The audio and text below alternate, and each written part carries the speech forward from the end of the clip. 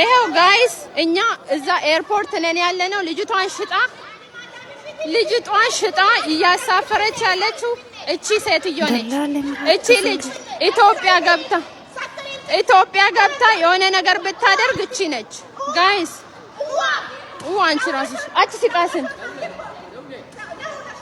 ጋይስ ይሄው እቺ ነች ልጅቷ ጋይስ። ልጅቷን ሽጣ እንድታረግዝ ያደረገችው እቺ ራሷ argitanii jirtan dallala hattuu dallala salphattu ammallee inshaallah rabbiin warra ijoollee keenya miidhaa jiru warra ijoollee keenya biyyarraa fidee dalagaan hin jira jedheeni waan garagaraatiin ijoollee keenya dararaa jiran ammallee rabbiin nuuf haa qabu. Aamin jedha ijoolleen keenya miskiin. Ammallee rabbiin uummata afutti isaan haa salphisu akkanatti. Argitanii jirtanii namtittiin kun micettii kanaa dallala isiidha kan gurgurateetiniin akka midhaan isirra gahu kan goosisi jechuudha. Micettiin tuni akkasiin gudeedamtu kan goosisi dallaaltittii kana jedhamaa jira kunuu gurguratteetiin jechuudha. Eeda laayivii irratti argeetiniin jira Mubaarak biratti jechuudha. Mucattiin haa dubbattu. Ati cal'isi jennaan namtittiin kun jechuudha cal'isuu didde jala. Ammaal isii godha nama takka ittiin balleessin obboleettii kiyya maaloo kiyya jechaa turte. Waan goote beeti kunoo har'a ammoo ganamaan halkaniin obboro odoo lafti hin bariin mucattii gara biyyaa galchaa jirti jechuudha. Mubaarak itti dhaadatee haadha kee jirtuu fideetiniin akka ati maraattu si godhamu yookaan mucattii kana nagayaan akka isiin biyya galteetiniin nagaa taatu yoo barbaadde jennaan amma muddamtee kuno biyya galchaa jirti. Asittillee kunoo waruma eda laayivii irratti argaatiniin ture eerpoortii keessattis kunoo qabanii viidiyoo waraabaa jiran jechuudha dallaaltittiin. Kan isin argitan sanii mucattiin immoo kan shaamizii boroo uffatte san jechuudha mucattiin. Ulfaadha gudeedamtee jirti mucattiin.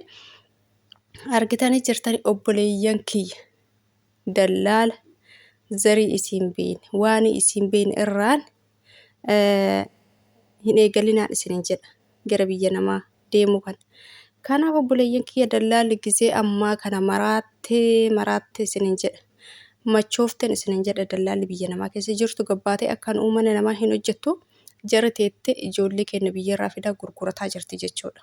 Ijoollee keenya biyyarraa fidaa araba warra sakkaraami gurgurataa jirti jechuudha.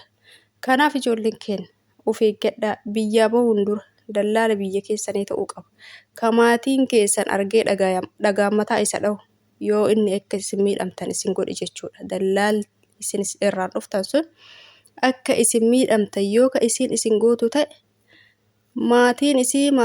maatiin keessan maatii isii argee akka maatiin isii mataa isii dhayaan isii gochuu kan dandeettan ta'uu qaban isinin jedha obboleeyyan kiyya. Dallaaluma ta'eef tiktookii irraan gabbaatanii dubbistanii gara biyya namaa akka hin deemneen isinin jedha.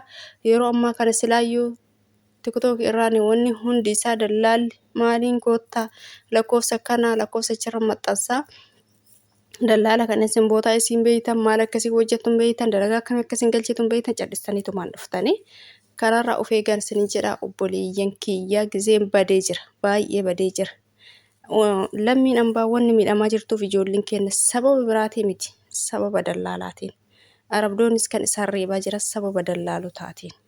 Isaani ka duuba itti gorsaa jiru isaani ka isaan afutti isaan reebaa jiru jechuudha.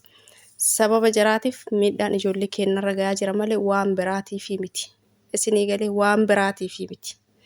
Kanaaf sababa isaan ijoollee keenya fidaa gurgurataa jiraniif haramni miidhaarraan gayaa jirti jechuudha. Ijoolleen keenya rabbiin isin haa teessuu bakka jirtanitti jechuudha. Of eeggadhaa dallaaluma ta'eef irraan hin deeminaan isinin jedha obboleeyyan kiyya argaa jirtanii kunoo kun ganna baasanii karaa irratti nagatan jedha kun akkana na godhan jedha.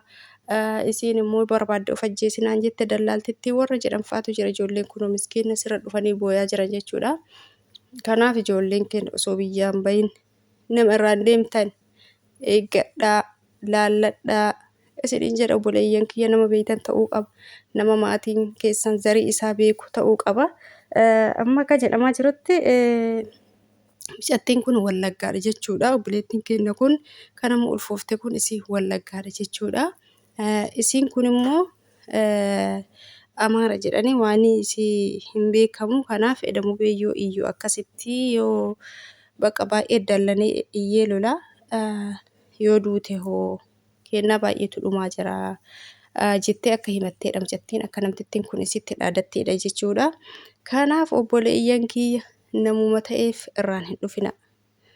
Lammii Itoophiyaa ta'eef irraan hin dhufina.